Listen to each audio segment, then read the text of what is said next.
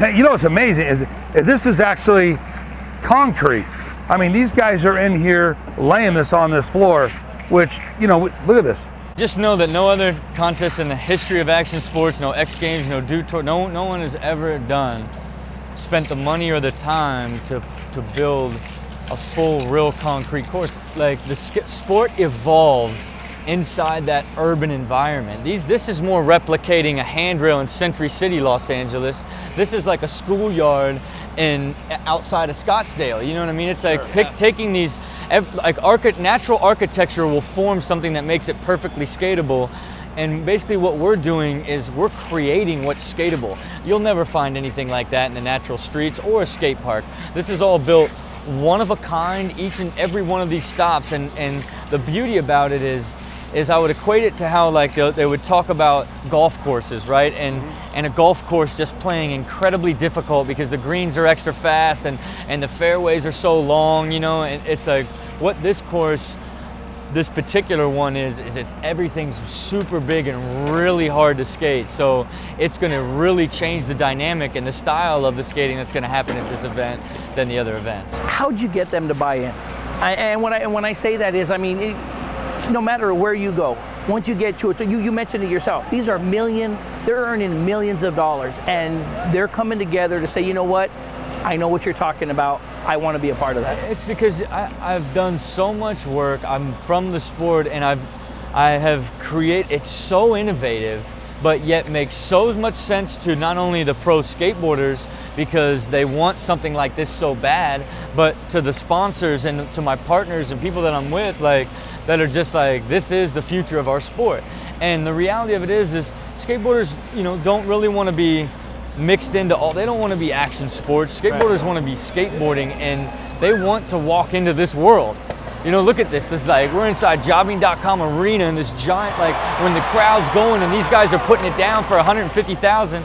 Understand this, the Dew Tour's first prize is $15,000. Okay, it's like the total prize money for the tour is like $250,000. This is $1.6 million, $150,000 first prize, and only 10 guys from this third contest make it to our Super Bowl, where it's a winner take all for a $10,000 watch and ring and a $200,000 first prize. Like, it's a big deal.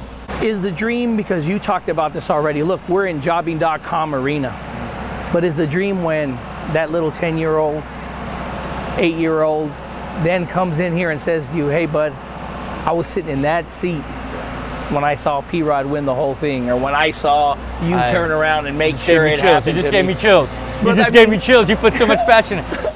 100%. But check this out for a really weird thing. Like, this sort of, what do I call this, is a skate plaza, right? And in 2005, I built the very first one in the world, right? And I built it in my hometown in Kettering, Ohio, because I wanted to show the world, like, look, I'm gonna build this little plaza in Ohio, and it's gonna revolutionize the skateboarding worldwide.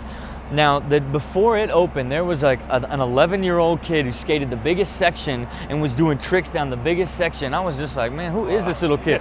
Oh, this is this little kid from Chicago named Chaz. And so I did a documentary, and he was in the documentary. He is now our #2 ranked professional street skater in this league, old, right? And now, yeah, at 17 years old. So it's like I've already lived that to a degree, you know, where it's like funny to me looking back, like, oh my God, you know, like 5 years ago that was him, like, or 6 years ago, and I expect that exact same thing, to where, like, this is, because I look at it too, is the way I've structured this is there's historical numbers coming out of these series. Unlike action sports doesn't have that. What makes traditional sports so incredible, it's like if Kobe Bryant scores 25 in the first quarter, we're like, oh my God, he might have a 100-point game. You know, like if it's the playoff game and Kobe Bryant has only had 4 points and we're all the way to the fourth quarter, we know his season average is 32 points, that he's having a horrible game.